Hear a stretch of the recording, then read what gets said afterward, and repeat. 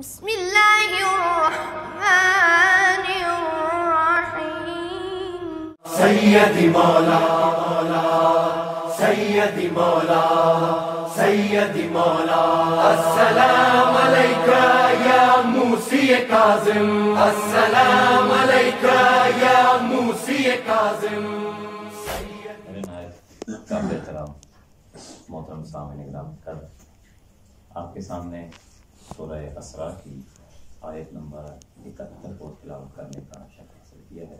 और इस आया मजीदा में खुदावंद मुताल ने जो इरशाद जारी फरमाया, क्योंकि कुरान का एक एक लफ्ज़, इसका एक एक हर्फ फ़कत एक ज़माने के लिए नहीं, एक लम्हे के लिए नहीं, बल्कि अब जब तक इस खुदा का खुदाई की हुकूमत है तब तक कुरान हिदायत के लिए हाजिर है। सुभान अल्लाह।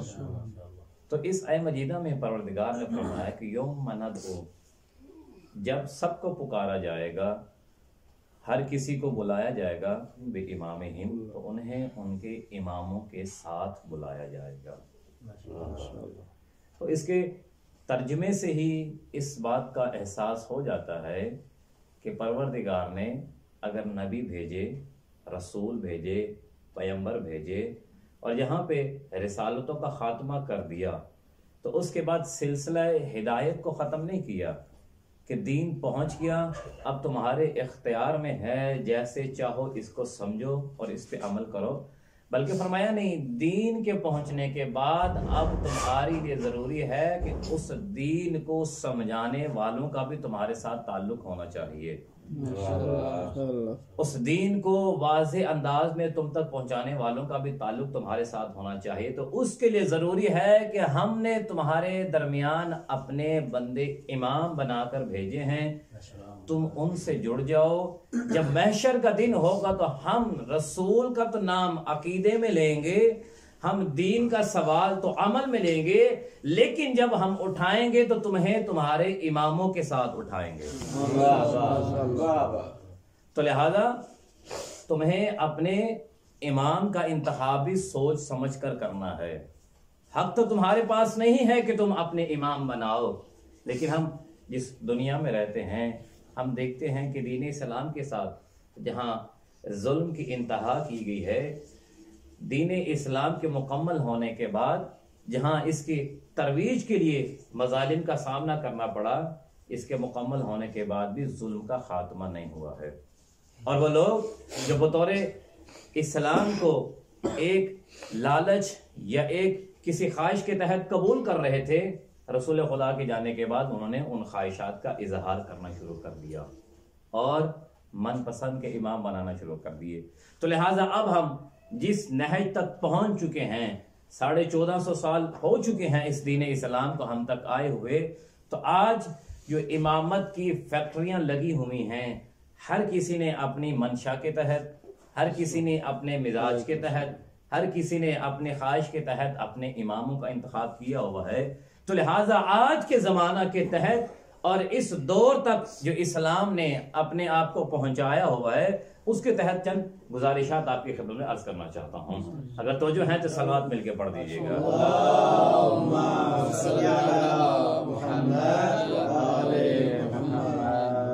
देखिए, खुदावंद मुताल ने दुनिया में वजूद इंसान के बाद कोई ऐसा लम्हा नहीं रखा है कि कोई कशकोले हिदायत लेकर आगे बढ़ा हो और उसे हिदायत की खैरात देने वाला हाथ नजर ना आया हो। हर लम्हा, हर आन कोई ना कोई अल्लाह ने हाथी यहाँ पे रखा है। अब इस दुनिया में जैसे ही इंसान किसी मंजिलत, किसी मनसब पे पहुंचता है, तो उसके माशरे में अंदाज बदलने शुरू हो जाते हैं। अगर एक इंसान गरीब था, थोड़ा सा अमीर हुआ, तो अब उसे अपने अहबाब की महफिल तब्दील करना पड़ती है। वो उन अहबाब में नहीं रहता जो उसके हम मनसब नहीं होते, हम स्टेटस नहीं होते। क्यों? क्योंकि वो समझता है कि मेरी मंजिलत बढ़ गई है किसी ओहदे की वजह से, लिहाजा अब मेरे दोस्तों का स्टैंडर्ड भी बुलंद होना चाहिए। अगर उसके पास पैसा ज्यादा आ गया है तो अब वो उन लोगों के साथ नहीं रहना पसंद करेगा जिनका स्टेटस उससे नीचे है। लिहाजा वो तलाश करेगा मैं ऐसी जगह पे जाके अपना घर आबाद करूं जहां उसके स्टेटस के लोग रहते हों। मसलन अगर कार वाला हो गया है तो कोठी वालों के साथ रहना पसंद करेगा, माल वाला हो गया है तो ऐसी जगह रहेगा जहां उसके माल जैसे माल वाले अफराद हों। यानी इंसान को जैसे जैसे उसके मनसब मिलते चले जाते हैं वो अपने स्टेटस अपने अंदाज भी बदलता चला जाता है। क्यों? क्योंकि वो समझता है कि अगर मुझे ये इज्जत मिली है तो मुझे अपनी इज्जत उन्हीं के दरमियान में रखनी चाहिए जो इज्जत को समझते हैं, जो इस स्टैंडर्ड को समझते हैं। अगर अरबपति आके झुग्गियों वालों के साथ रहना शुरू हो जाएगा उसके स्टेटस की तबाह बर्बादी होता रहेगी। और अगर एक आलिम ऐसे लोगों के दरमियान में रहना शुरू हो जाएगा जो ना दीन की कदर करते हैं, ना दीन को समझते हैं, ना समझने के लिए तैयार है, और आलिम बाजिद हो कि उनके दरमियान रहना शुरू हो जाए तो उसके इल्म का भी ज़िया होता चला जाएगा। यानी कानूने माशरा यह है कि जैसे आपको कोई हैसियत मिलती जाती है इंसान समझता है कि हमें अब इन हैसियत के हामिल अफराद के दरमियान ही रहना चाहिए। तो जब अल्लाह ने आपको इस कायनात में अशरफ मखलूकात बनाकर भेजा है, जब आपको हर मखलूक से ज्यादा अफजलियत अता की है, आपको फजाइल में हर मखलूक से बरतरियत अता की है, तो फिर हक बनता है कि जब इमामों का भी इंतखाब किया जाए इमाम भी वो होना चाहिए जो हर शाय से ज्यादा फजीलत रखता हो।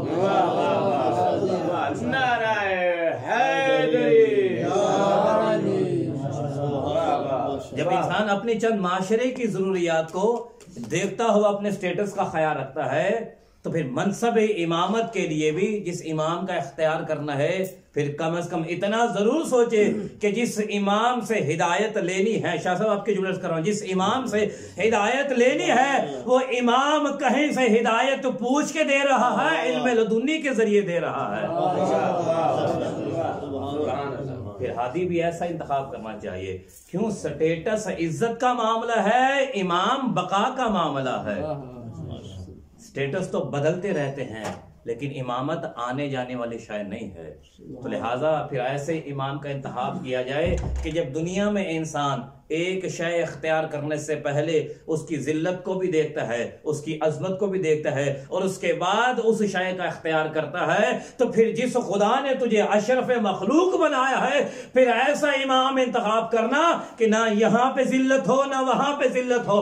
तो इस कायनात आदम और इंसानियत में फकत आले मोहम्मद का घराना नजर आता है कि जिनके हर कमाल को अल्लाह ने वो मकाम अता किया है कि जो इनके कमाल को बयान करता है दुनिया में कामिल बनता चला जाता है।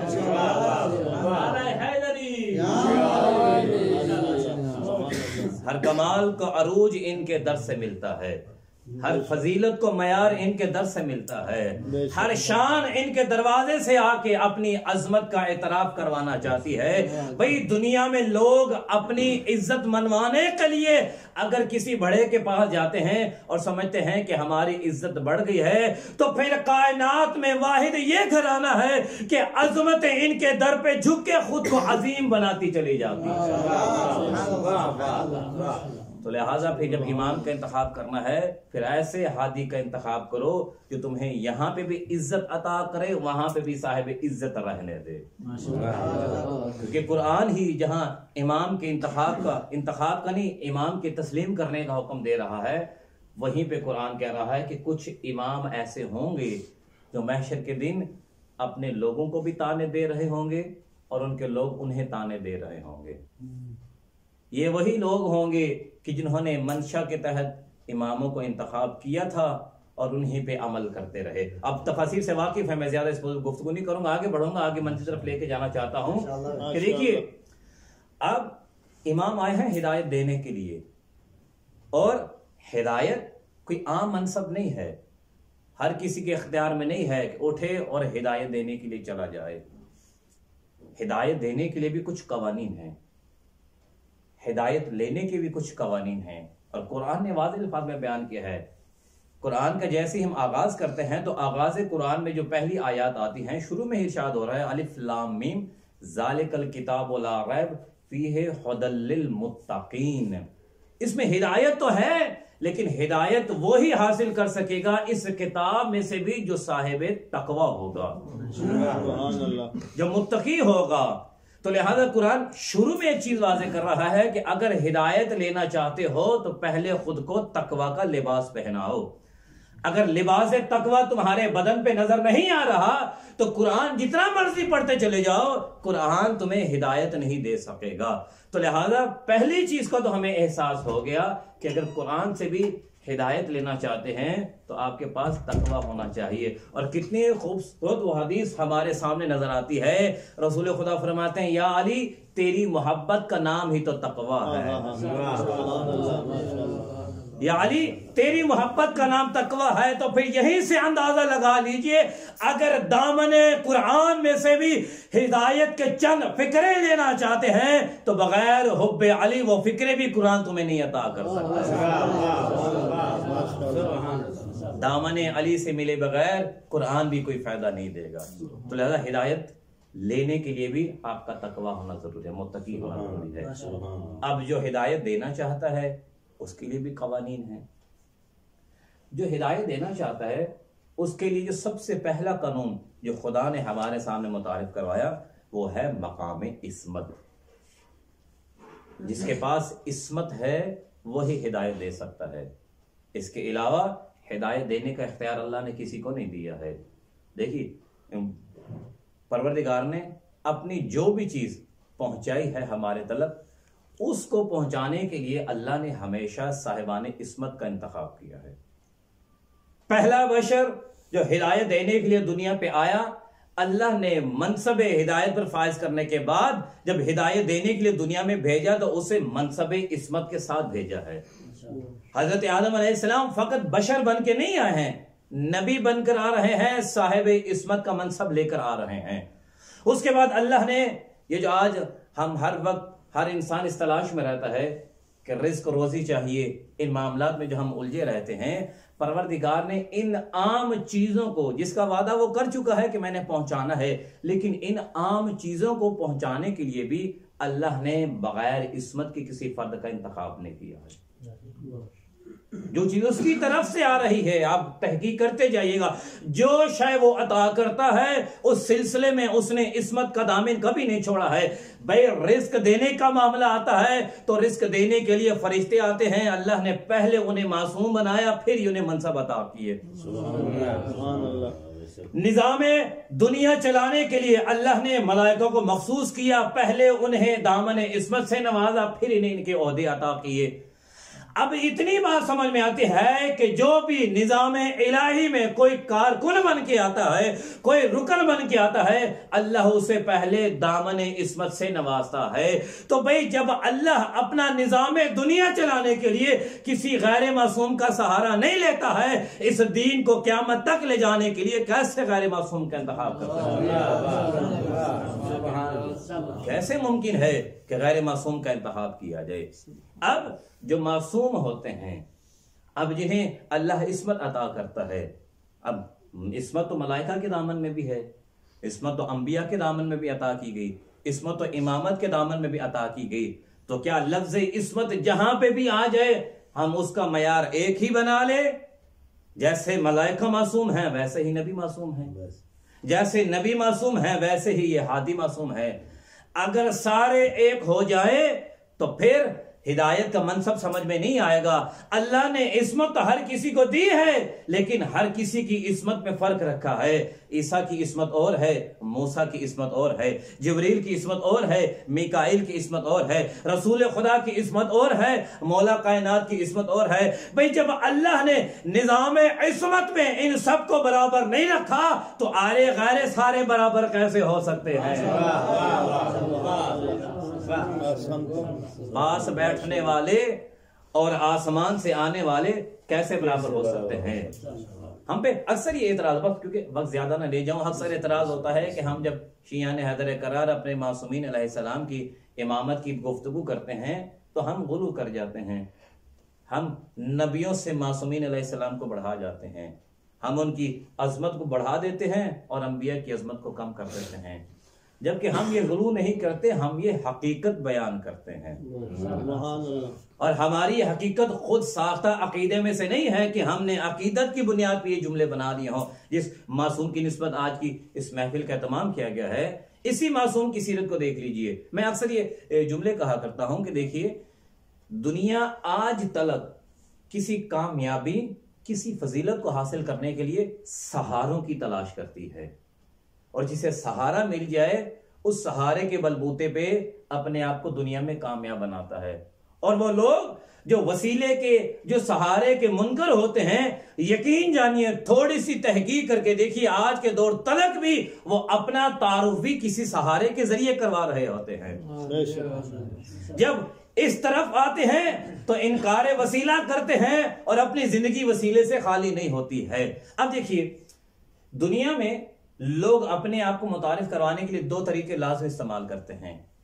एक तरीका यह होता है, एक ऐसी फैमिली, एक ऐसा खानदान कि जिसमें लोग कम पढ़े लिखे हैं, कोई उनमें से पढ़ जाए, अल्लाह करे उनमें से कोई आलिम बन जाए, तो उस खानदान का सर का ताज बन जाता है कि ये हमारे खानदान में फर्द आलिम बन गया है। तो लिहाजा उसका तारुफ उस खानदान में इल्म की वजह से होता है, वो फिर अपने बलबूते भी अपना तारुफ करवाता है। एक सहारा ये होता है। दूसरा ये होता है कि उस खानदान में एक आलिम बन गया, अब आगे आने वाली जो नस्ल थी उसमें ऐसा कोई फर्द पैदा ना हो सका, तो अब ये क्या करेगा, इसके जो बच्चे हैं अब वो तारुफ करवाएंगे जो फलां आलिम थे वो मेरे दादा थे। अब दादा या अपने नाना के जरिए अपना तारुफ करवाया जाएगा, लेकिन शख्सी कमाल नजर नहीं आएगा। और इस ही चीज को वो कामयाबी बनाकर दुनिया में आगे चलते हैं। जो वसीले का इनकार करते हैं, किताबें पढ़ के देख लीजिए, वो फलाते हैं फला मौलाना साहब मेरे ये लगते थे और उनकी तसनीफ मैंने पेश की है, ये तारुफ करवाया जाता है। लेकिन जिस खानदान इस्मत और तहारत का हम जिक्र कर रहे हैं, इस खानदान में देखिए हर फर्द हमें कमाल पे नजर आता है। हर फर्द की फजीलत का आलिम मिराज पे ले जाता है। अगर इस खानदान का तारुफ करवाया जाए, अगर पढ़े लिखे की निस्बत, जो मैंने पहले मसाल अर्ज की है, अगर हम उस सहारे से चलें, उस निस्बत देखें, तो इस खानदान का जो पहला फर्द आ रहा है उसका आलम यह है कि नबी है तो खातम बनकर आ रहा है, रहमत है तो आलमीन का हाथा किया हुआ है, सरदारी है तो नबियों का सरदार है। ये इस खानदान का पहला फर्द आ रहा है। और इसके बाद आने वाले फर्द ये नहीं कह रहे कि हम फकत नबी के रिश्तेदार हैं, हमारी नबी से रिश्तेदारी है, बल्कि वो मनसब, वो नसब अपनी जगह है। उसके बाद आके अपना किरदार ऐसा पेश कर रहे हैं कि अगर नबी मोहम्मद मुस्तफा बन रहे हैं तो अली अली मुर्तजा बन के सामने आ रहे हैं।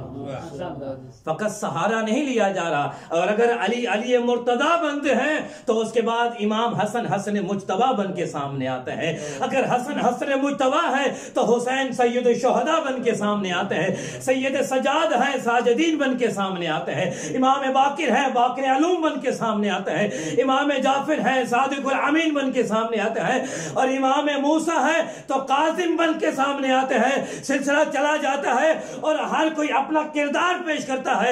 इमाम नकी है निकावत बन के सामने आते हैं, इमाम तकी है तकावत बन के सामने आते हैं। हर इमाम फकत सहारा नहीं ले रहा, अपना किरदार भी पेश कर रहा है। और ऐसा किरदार है कि दुनिया के किसी इमामों में ऐसा नजर नहीं आता है। लिहाजा इस्मत इन्हें ऐसी अता की गई। और जब हम भी ये सवाल होता है ना, गुलू कर जाते हैं, तो देखिए इमाम मूसा काज़िम अलैहिस्सलाम का दौर, हर इमाम के दौर में सख्ती इमाम के साथ रही है, लेकिन इमाम मूसा काज़िम के दौर में हर तरफ से सख्ती की जा रही थी कि किसी तरह से भी इस शम्मा हदायत के नूर को कहीं पे जाने ना दिया जाए, इस कंदील की रोशनी को कैद खानों में महदूद कर दिया जाए। और फकत एक तरफ से सख्ती नहीं है, एक तरफ मजहब ईसाइयत है जो इस मजहब को खत्म करने के लिए आगे आ रहा है, और एक तरफ वो मुसलमान हैं जो दामन इस्लाम से जुड़े तो हुए हैं लेकिन हकीकत इस्लाम को खत्म करना चाहते हैं। इस कैदो बंद में कोशिशें की जा रही हैं कि जहां पे इनके कमालात का मुकाबला नहीं किया जा सकता, इनके फजाइल का मुकाबला नहीं किया जा सकता, इनके नसब का मुकाबला नहीं किया जा सकता, किसी तरह से इनकी शान में कमी की जाए, इस नूर को खत्म किया जाए। मुख्तलिफ हीले तलाश किए जाते हैं, मुख्तलिफ बहाने बनाए जाते हैं। इस तरह से उन्होंने एक तरीका अख्तियार किया कि जब देख लिया कि हमारे दिमाग, हमारे इल्म इनके मुकाबले में कुछ काम नहीं करते हैं, हीले क्या बनाते हैं कि इमाम के पास कुछ अपने जासूस भेजे जाते हैं और कहा जाता है कि आप उनके करीब हो जाइए और उन्हें अपने शरी अहकाम का हाकिम बना लीजिए, और बाद में हम ऐलान करेंगे कि इमाम ने इमामत का दावा कर दिया है और हाकिमियत का हाकिम शरी होने का दावा कर दिया है, हम इमाम के ऊपर जुल्म करेंगे। जब देखते हैं ये तदबीर भी काम नहीं आती है, फिर इमाम के कुछ अकरबा को जमा किया जाता है और लालच के जरिए कहा जाता है कि आप इमाम के करीब ज्यादा कुव्वत बनाएं, ज्यादा कसरत बनाएं। हम ये कहेंगे कि इमाम अपनी हुकूमत का ऐलान कर रहे हैं और वक्त के बादशाह के खिलाफ खड़े हो रहे हैं, लिहाजा इसी उन्वान के तहत हम इमाम को दुनिया से खत्म कर देंगे। लेकिन ये इनके इल्म थे जो इमाम के मुकाबले बना रहे थे, लेकिन एक वो इल्म था जो अल्लाह की तरफ से अता किया गया था। इनका इल्म ऐसे ही था कि जैसे जादू करते हैं, लेकिन जादू का मुकाबला जादू से किया जा सकता है, लेकिन जादू का मुकाबला मोजज़े से नहीं किया जा सकता है, क्योंकि जादू के मुकाबले में मोजज़ा हमेशा अफजल रहता है। जैसे मूसा का असा जादूगरों को खा गया था, ऐसे ही इल्म इमामत इनके इल्म को हमेशा जमीन पे बोझ कर देता था और कभी कामयाब नहीं हो पाते थे। जब देख लिया कि हमारा इल्म भी इनके सामने खत्म हो जाता है, अब क्या हीला अख्तियार किया, जैसे बापों की औलाद थी वैसे ही जहनों में उनके फतूर था और वैसा ही तरीका अख्तियार किया। कहा इस तरह से करते हैं कि दामने इस्मत को दागदार करते हैं। इमाम कैद खाना में है, इन्होंने कहा किस तरह करते हैं कि खातून को तलाश करते हैं और उसके आलात बनो संगार के साथ गुरफ़ा इमाम में दाखिल करते हैं जो कैद खाना है, और ऐसा कोई सबब बनाते हैं कि दामन इस्मत में दाग लग जाए। लेकिन जैसे इन्होंने इरादा करके एक खातून को कैद खाने में भेजा, उधर से खातून आना था, मैं कहता हूं कि कुरान की आयत इन्नमा युरीदुल्लाह ततहीर की दीवार बन के उसके सामने हायल हो गई। और कहा कि मैं इनकी इस्मत की गवाह हूं और मैं इनकी इस्मत की दलील हूं, कुरान भी हो और दामन इस्मत भी दागदार हो जाए। ये किस तरह से मुमकिन है? खातून को भेजा गया, पहरेदार बैठा दिए गई कि जैसे ही कोई हरकत हो हम शोर मचा दे कि दामन इस्मत पे दाग लग चुका है। इन्होंने खातून को तैयार किया, इमाम सजदे के आलम हैं, सुब्बुहुन कुद्दूसुन की तस्बीह जारी है। एक वक्त गुजरता है, घंटा गुजर गया, इमाम की जबान पे तस्बीह है, 2 घंटे गुजर गए, वक्त गुजरता गया, वह खातून खड़ी है।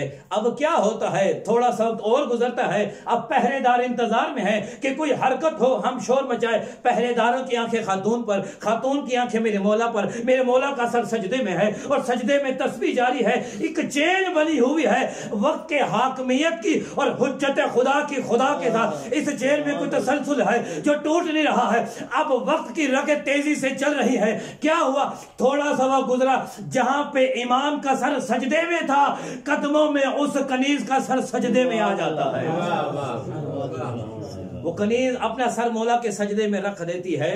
अब जो पहरेदार इंतजार में थे दौड़े हुए जाते हैं और कहते हैं, आए हाकिम वक्त, तू जितनी तदबीरें बना ले लेकिन तेरी तदबीरें खत्म हो जाती हैं, हुज्जत खुदा की तदबीरें हमेशा बाकी रहती है।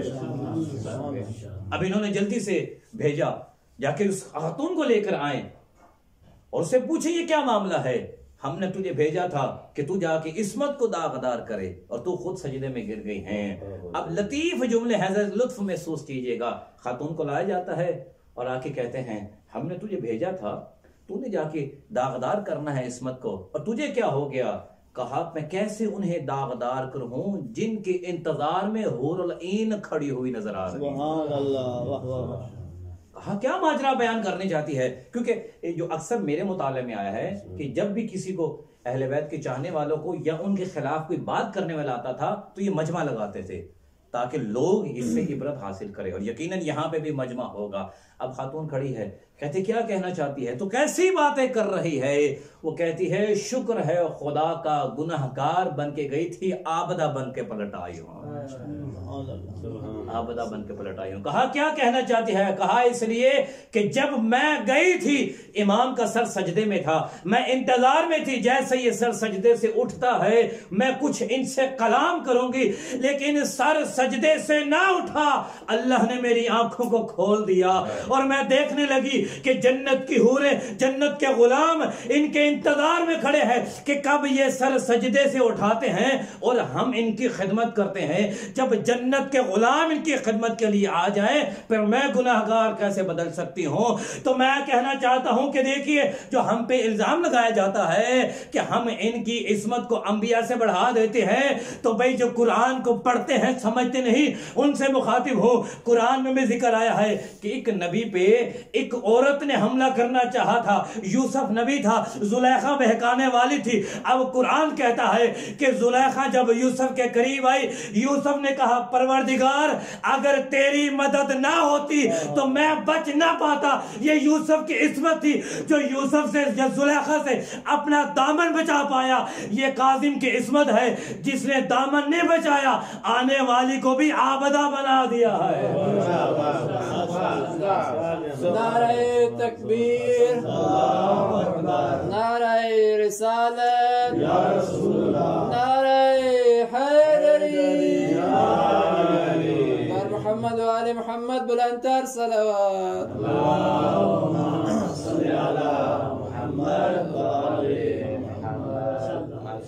नबी वो थे कि जो अपनी इस्मत को बचाते रहे, और ये वो हैं कि जिनके पास कोई आ गया है फिर ऐसा पाक करते हैं।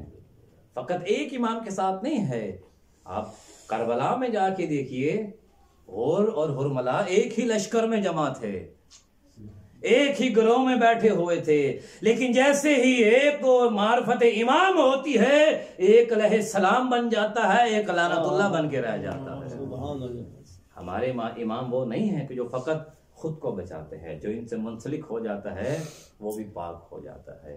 तो लिहाजा इस 7वें इमाम की जिंदगी में भी बहुत सारे ऐसे वाक़यात आते हैं कि जहाँ पे इमाम ने उस कैद बंद में रहते हुए इस नूरे इलाही को हिदायत की सूरत में ऐसे दुनिया के सामने पेश किया कि जिसकी नजीर नहीं मिलती है। और फकत मुसलमानों पे नहीं, क्योंकि हाकिम वक्त को हमेशा कोशिश रहती कि ये नूर बुझ जाए, क्योंकि आप जानते हैं कि नूर से हमेशा तकलीफ उसे होती है जिसने अपना कारोबार अंधेरों में करना होता है।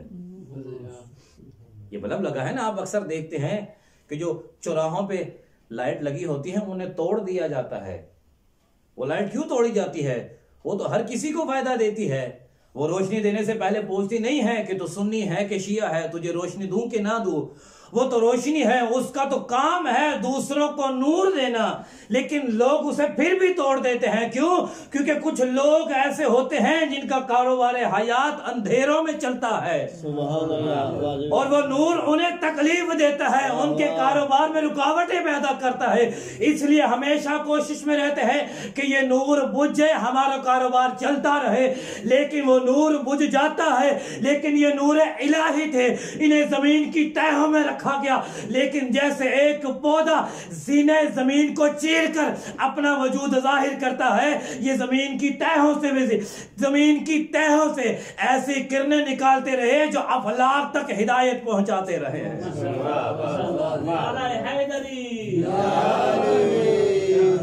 ये नूर जमीन की तहों में तो चला गया, लेकिन जिंदान के सीने चीर के भी कलूब में हिदायत पहुंचाता रहा है। बहुत कोशिशें इख्तियार की गई, बहुत हीले बनाए गए, लेकिन कोई हीला कारगर ना हुआ। और हमेशा नूर इलाही हिदायत के मनसब पर रहते हुए हिदायत देता रहा।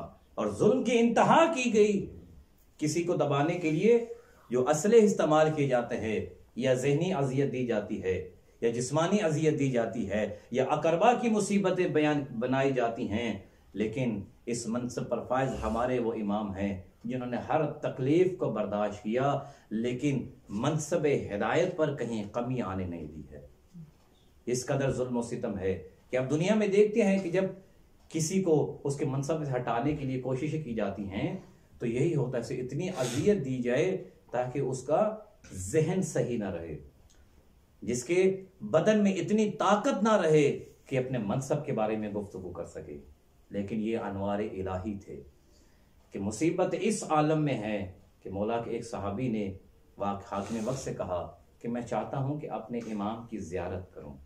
जो जिंदान था उसको लालच भी दिया और उसकी अकरबा भी थी, उसके साथ थोड़ी सी दोस्ती थी। कहा मैं फ़कत अपने इमाम को देखना चाहता हूं कि मेरे मौला किस हालत में है। उसने कहा तुझे मैं डायरेक्ट तो नहीं मिला सकता, हाँ एक जिंदान में सुराख है, तू वहां से अपने इमाम को देख लेना। अब जैसे ही उसने सुराख में से देखा, देखिए कहता है जिंदान में मुझे कपड़े पड़े हुए तो नजर आ रहे हैं, लेकिन मेरा इमाम मुझे नजर नहीं आ रहा है। उसे कहा नहीं गौर कर, देख जरा तसल्ली के साथ देख, वहां पे कोई मौजूद है? कहा मुझे नजर नहीं आ रहा, वो कपड़े पड़े हुए हैं। कहा वो कपड़े नहीं, उस चादर के नीचे तेरा इमाम है। ये हालत कैसी होगी? इस मनसबी नुमाइंदे जो नुमाइंदे इलाही थे, जुल्म की ये इंतहा थी। मेरा इमाम सलाम करता है, मेरा सलाम हो मेरे जद पर कि जिसके जिस्म का गोश्त उसकी बेड़ियां खा गई। ये जुमले मैं सुनता था, समझ में नहीं आते थे, लेकिन जब इस सहाबी का भी वाकया सामने आया फिर समझ में आया कि मौला को खुराक इतनी कम दी जाती थी कि बदन पर गोश्त नहीं रहा, और जो गोश्त था जो मौला को बेड़ियां पहनाई गई थी उसमें खारदार कीले लगे हुए थे। जब इमाम रकू में जाते थे कीला पिंडलियों में पवस्त हो जाता था। जब इमाम क़याम से सजदे में जाते थे वो कीला कमर में दब जाता था। इसलिए मौला फरमाते हैं मेरा सलाम अपने उस दादा पर जिसके जिस्म का गोश्त उसकी बेड़ियां खा गई। लेकिन इस आलम में भी मनसब हिदायत को खुद से जुदा नहीं की है। अज़ादारो, ये वो नुमाइंदे इलाही थे कि जिन पे दुनिया में तो जुल्म किया गया है, जब बदन से रूह परवाज कर गई है इनके जनाजों को भी सलामत नहीं रहने दिया गया। दुनिया में दुश्मनियां होती हैं, लेकिन जब कोई इंसान मैयत में बदल जाता है फिर दुश्मन भी कोई जुल्म नहीं करते हैं। ये कायनात का वाहिद घराना है जिनके जनाजों के साथ भी लोगों ने बेहुरमती की है, और इनके जनाजों का भी आलम ये रहा है। कोई दुनिया से चला जाता है ना तो ऐलान होता है फलां मर गया है, जो जो गयाना जाता है उसके जनाजे में आ जाए। लेकिन अजीम खानदान है, अजीब खानदान है, इस खानदान का पहला फर्द जाता है जो मोहम्मद मुस्तफ़ा की सूरत में है। जनाजे में 11 अफराद फकत शिरकत करते हैं। दूसरा फर्द अली मुर्तजा जाते हैं। तन्हाई के आलम में जो रवायात मिलती है 4 अफराद थे जो जनाजे को कंधा देने वाले थे। एक हसन हुसैन थे, आगे मलाइका थे। उसके बाद सैयदा का जनाजा घर से निकलता है, रात की तन्हाई में निकलता है, और उसके बाद इमाम हसन है।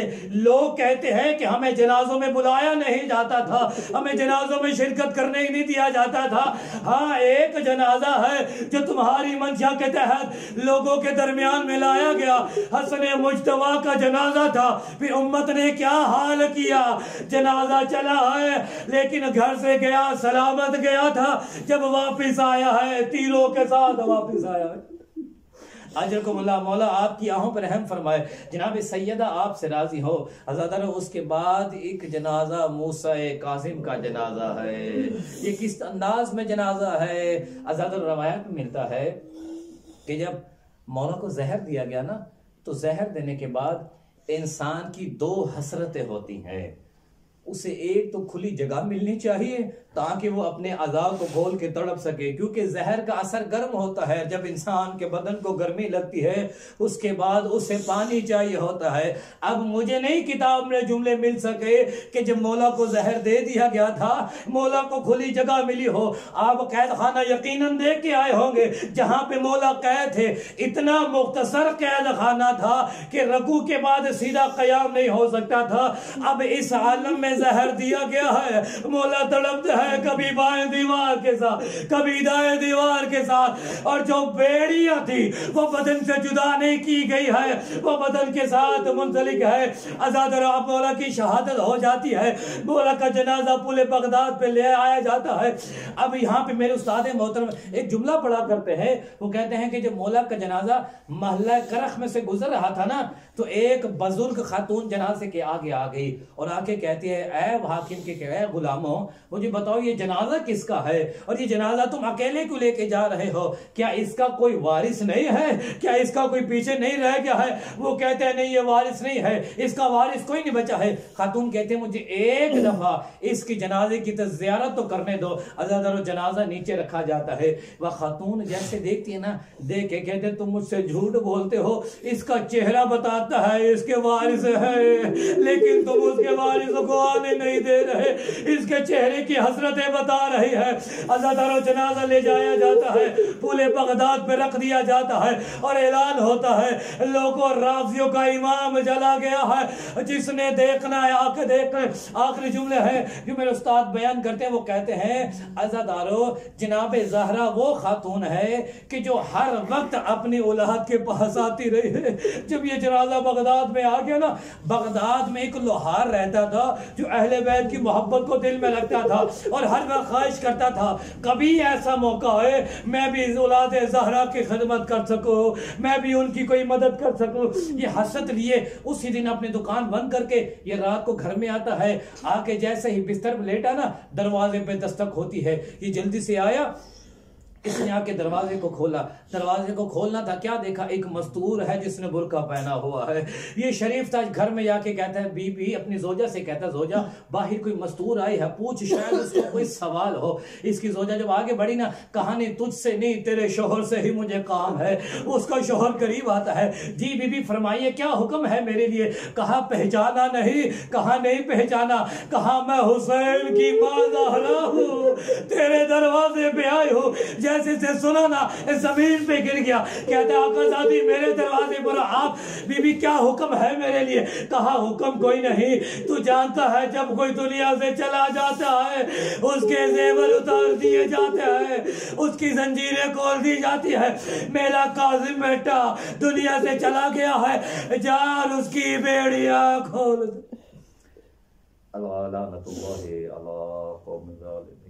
सैयदी मौला अस्सलाम अलैका या मूसी काज़िम, अस्सलाम अलैका या मूसी काज़िम।